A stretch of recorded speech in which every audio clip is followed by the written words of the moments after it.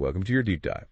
Today, we're going to be exploring behaviorism. Okay. You might remember it from Psych 101, but trust me, it's way more interesting than those dry textbook definitions. You've sent us some excerpts from the Stanford Encyclopedia Philosophy, and we're going to break down how behaviorism tries to explain, well, behavior. That's right. Behaviorism really wants to take the mystery out of the mind. It argues that instead of getting lost in speculation about what's going on in our heads, we should focus on what we can actually observe.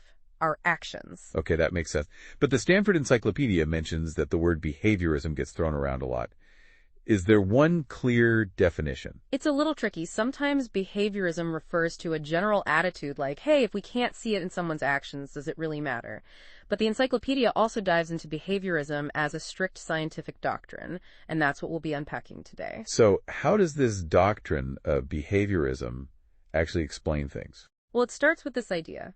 Psychology should be the science of behavior, not the science of some hidden mental world. That means focusing on explaining what people do, not just guessing at what they think. I'm starting to see the connection to that observable actions idea you mentioned earlier. So does this mean behaviorists think our thoughts and feelings don't matter? Not necessarily. It's more about saying that thoughts and feelings are, well, messy. If we want to build a solid scientific understanding of behavior, we need to start with something we can measure and study directly our actions. That's interesting. So it's like, instead of trying to explain why someone is sad, a behaviorist would look at how they're acting, crying, withdrawing from social events, things like that. Exactly. And then they'd try to connect those behaviors to things in the person's environment or their past experiences. Behaviorists believe those external factors are the real key to understanding why we do what we do.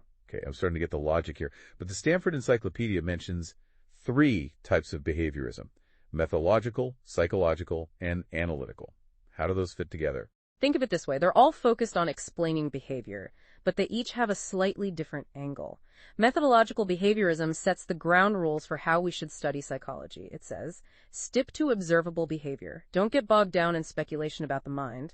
So methodological behaviorism is like the referee, making sure everyone plays by the rules. Exactly. Then you have psychological behaviorism, which is all about doing research. This is where we get into things like stimuli, responses, and reinforcement. Ooh, reinforcement. I remember that from my intro to psychology class. It's about how rewards and punishments shape our actions, right? That's it. Psychological behaviorism tries to break down how we learn through experience. You've probably seen those videos of rats pressing levers for food pellets. Right.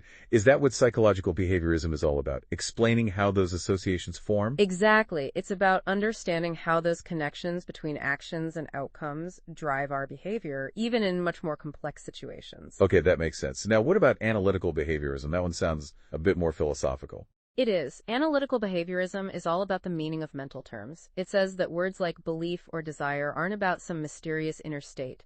They're actually just ways of talking about what people are likely to do in certain situations. So instead of saying she believes it's going to rain, an analytical behaviorist would say something like she's carrying an umbrella. Exactly. It's about grounding the mental concepts in observable actions. After all, if someone says they believe something, but their behavior doesn't reflect that belief, does it really mean anything? That's a really interesting way to think about it. It makes belief less about what's going on in someone's head and more about how they're likely to act. So we've got these 3 different types of behaviorism. Are they all connected somehow? They are. Each one builds on the core idea that behavior is the key for understanding, well, everything, but they come from different places in the history of ideas.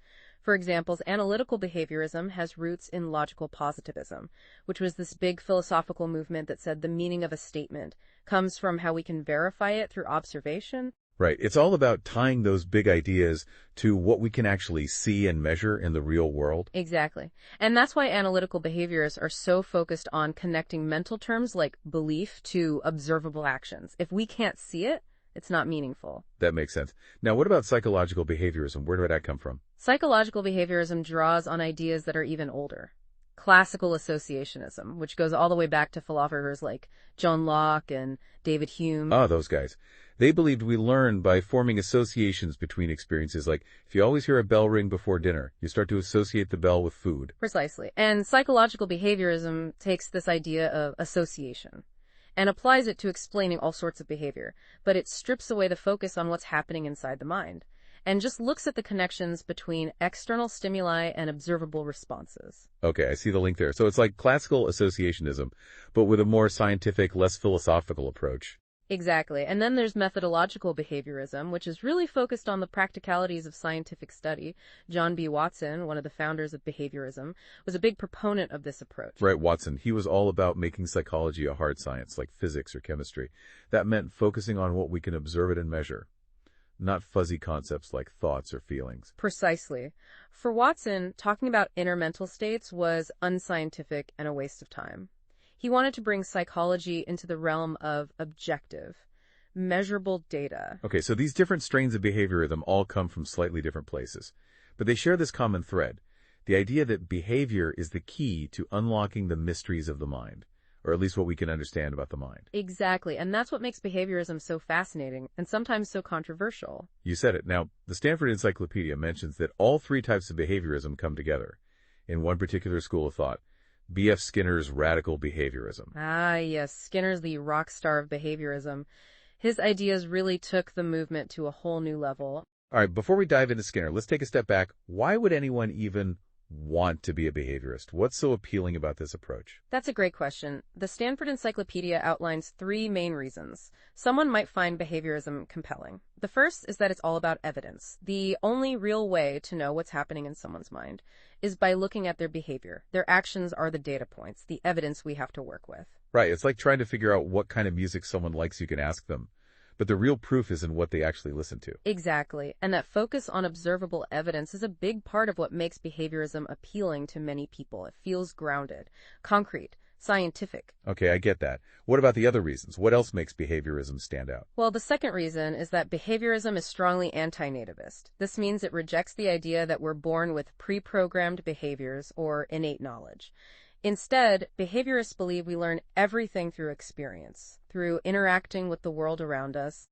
So taking a side in that classic nature versus nurture debate, behaviorists are firmly on the side of nurture. Precisely. They believe our environment shapes who we are, and our behaviors are the products of our experiences, not some predetermined blueprint. That's a pretty powerful idea. It means we have the potential to change and adapt based on what we encounter in life. Exactly. Now, the third reason for behaviorism's appeal is its emphasis on avoiding circular explanations. Behaviorists are wary of trying to explain behavior using mental states that themselves need to be explained. That makes sense. It's like saying he ran because he was afraid.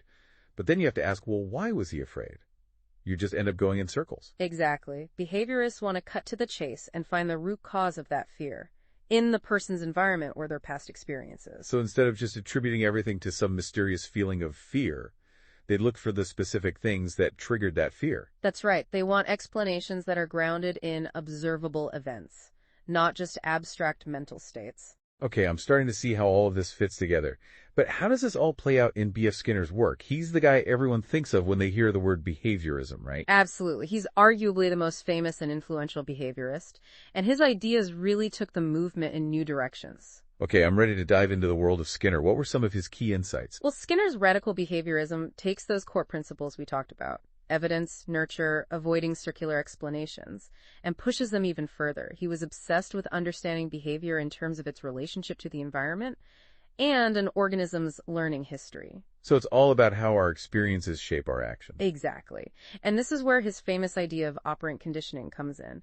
Skinner argued that behaviors are shaped by their consequences. If a behavior leads to a positive outcome, what he called reinforcement, then it becomes more likely to occur again in the future. Okay, so it's like learning through trial and error. You try different things, and the actions that lead to rewards stick around? That's the basic idea.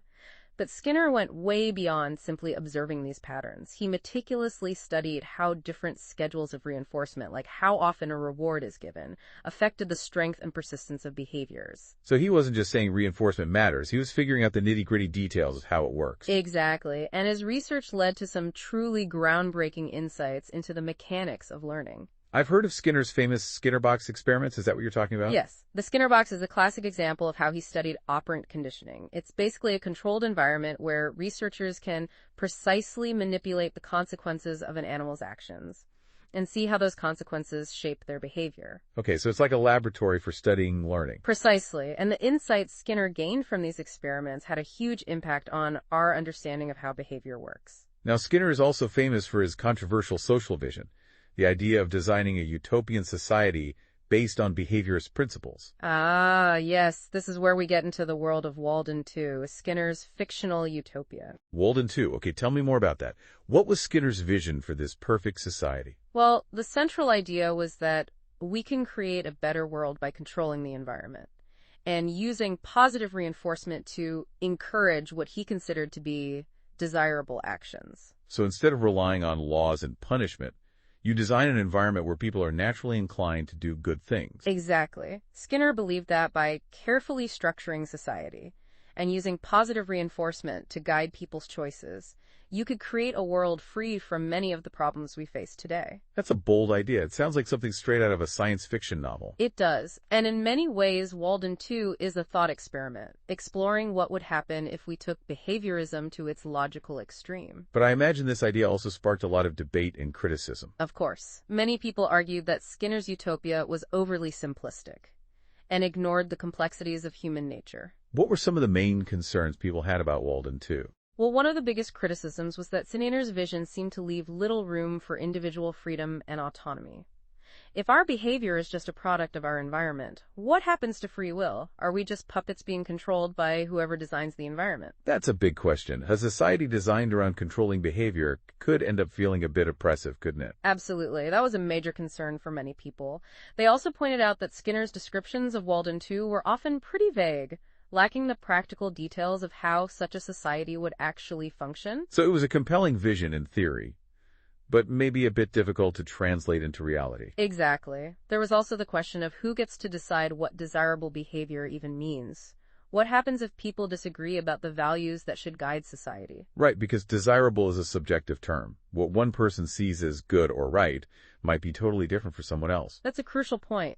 Walden 2 raised a lot of questions about power and control. Critics worried that those in power could manipulate the system to their advantage. So while it was a fascinating thought experiment, it also highlighted some of the potential pitfalls of trying to engineer society based solely on behaviorist principles. Exactly, and these questions about power and control apply to behaviorism more broadly. It's one thing to talk about shaping behavior through reinforcement, but who gets to decide what gets reinforced? That's a great point. So Walden 2 was a bold vision, but it also forced people to confront some uncomfortable questions about the ethics of behaviorism and the potential for manipulation. Absolutely.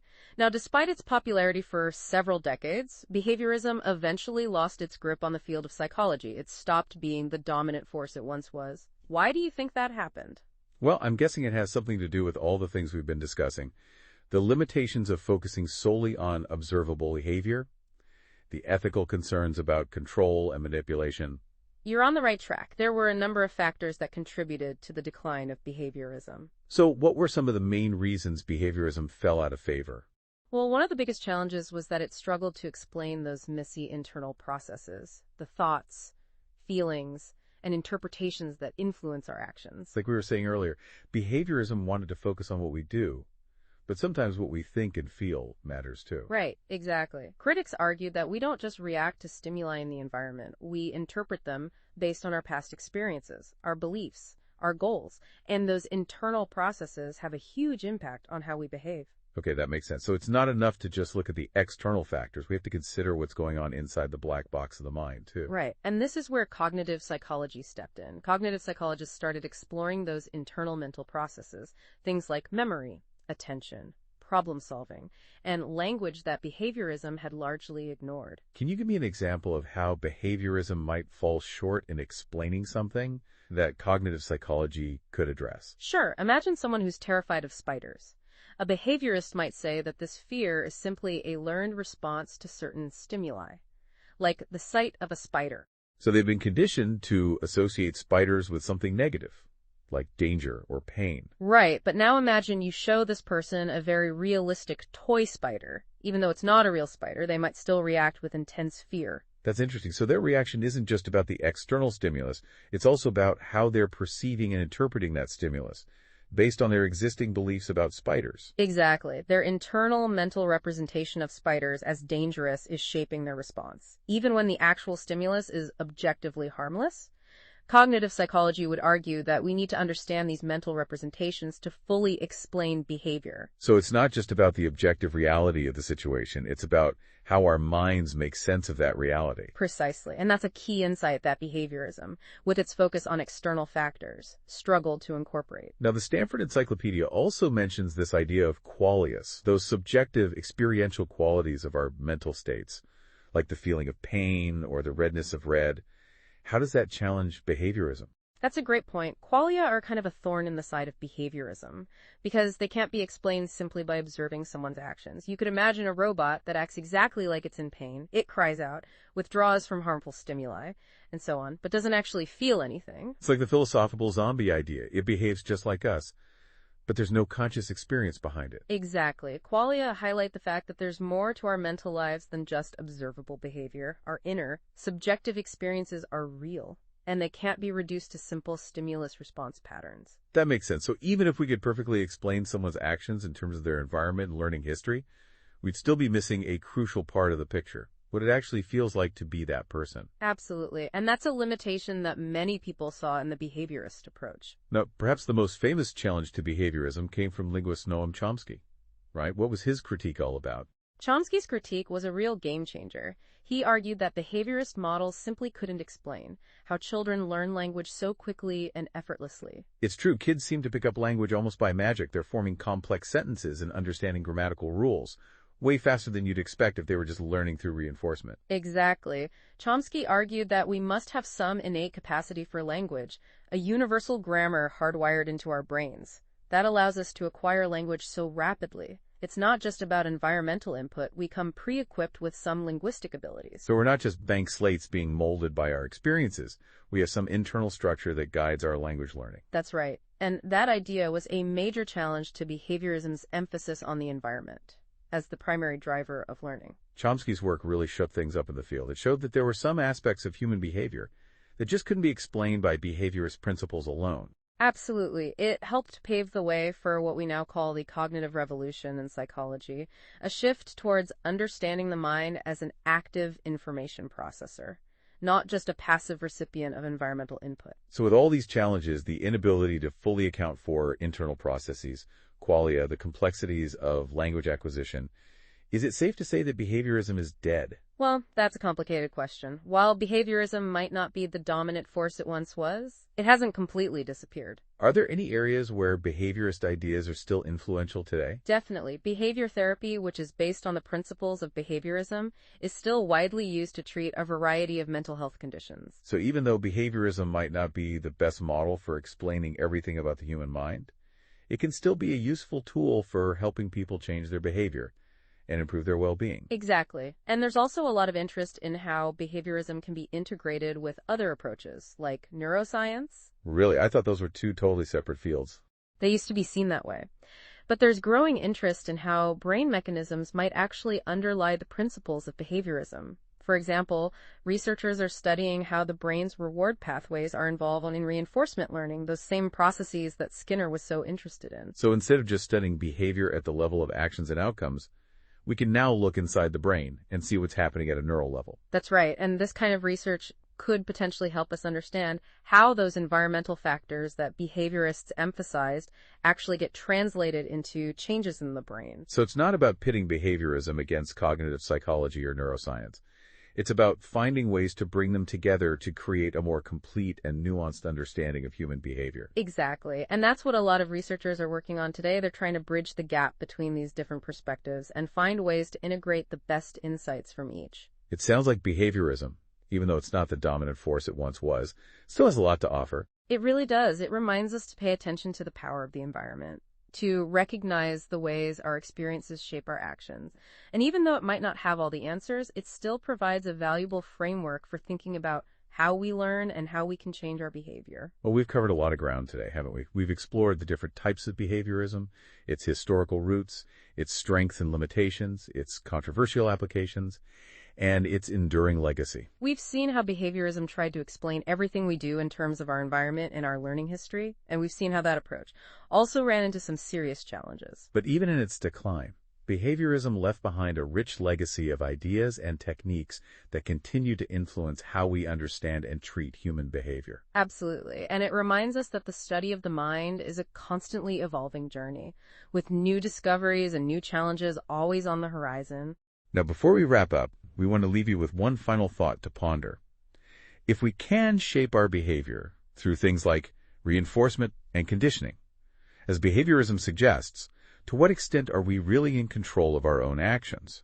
It's a question that philosophers and scientists have been debating for centuries, and it's one that we invite you to consider as you continue your own deep dives into the mysteries of the human mind. That's a great question to ponder, and it highlights the fact that even though behaviorism might have fallen out of favor as a grand theory of everything, it still raises profound questions about what it means to be human, about free will, and about the forces that shape who we are. Until next time, keep exploring and keep questioning.